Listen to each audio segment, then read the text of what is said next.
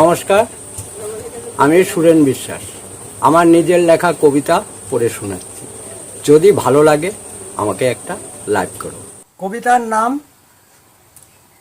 আসছে দুর্গা। আসছে মা দুর্গা ধীরে ধীরে গজে চড়ে। অসুররাজ করেছে বিনাশ, মুছে গেছে সব। দশভুজা মূর্তি ধারণ, অনেক শক্তিধর। শঙ্খচক্র গদাপদ্ম ত্রিশূল হাতে দিল দর্শন। আসল রূপে মত্তলোকে করিল গমন। বরণ করে বসালো মন্দিরে, সেজেছে মা অলঙ্কারে। রূপের আলো ঝরে, মন্দির আলো হয়, ভক্তি করে সকলে। ফল আসে ঝুড়ি ঝুড়ি, ফল কাটে, ফুল থাকে ডালাতে।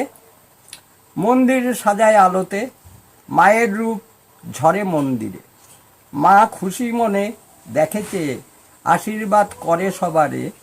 5 দিন পূজা হয়, সবারে আনন্দের দোলা দেয়।